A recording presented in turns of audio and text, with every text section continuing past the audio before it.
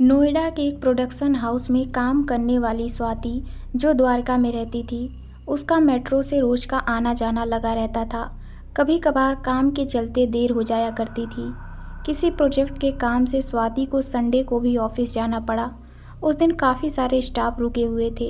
काम खत्म होने के बाद जब उसने समय देखा तो उसे समय का पता ही नहीं चला। दफ्तर वालों ने कहा कि हम तुझे मेट्रो तक छोड़ देते हैं, फिर तू निकल जाना। मेट्रो स्टेशन पहुंच के उसने चेक इन करवाई और भागते भागते प्लेटफॉर्म तक आ पहुंची। वो आखिरी मेट्रो थी आज के दिन की और अभी उसे आने में 3 मिनट थी। उस वक्त प्लेटफॉर्म पर कोई नहीं था। थोड़ी देर वहां बैठे रहने के बाद स्वाति को एक ठंडी हवा का एहसास हुआ। मेट्रो आ चुकी थी। उसके दरवाजे खुलते ही वो अंदर चली गई। मेट्रो पूरी खाली थी। बस एक औरत और उसके साथ एक बच्चा वहां बैठा था। वो भी वहीं बैठ गई ताकि खाली मेट्रो देखकर डर ना लगे।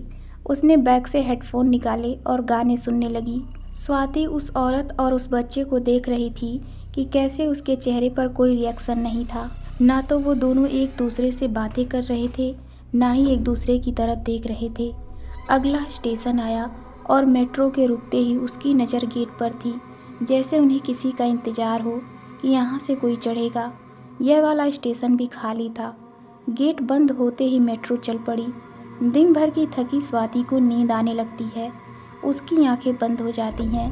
15-20 मिनट बाद जब उसकी नींद खुलती है तो देखती है वो औरत और वो बच्चा वहाँ नहीं थे। उसे लगा कि कहीं बीच में उतर गए होंगे। उसके बाद जैसे ही वो अपनी नज़र अपने दाईं तरफ करती है तो वो देखती है कि अब वो औरत और वो बच्चा उसके बिल्कुल पास बैठे थे।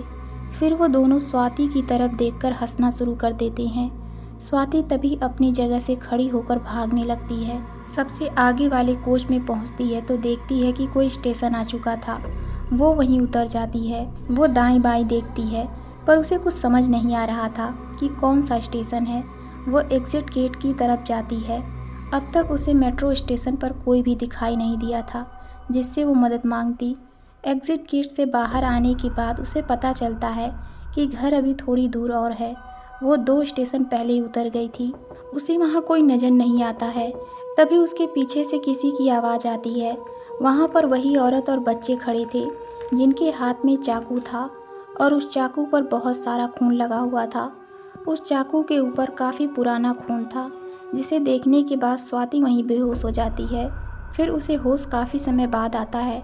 फिर जब वो घड़ी देखती है तो रात के 3 बज चुके थे।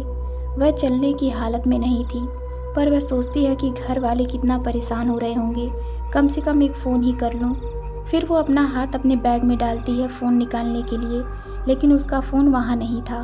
फिर वह धीरे धीरे आगे बढ़ती है और थोड़ी दूर पर उसे बस स्टॉप दिखता है।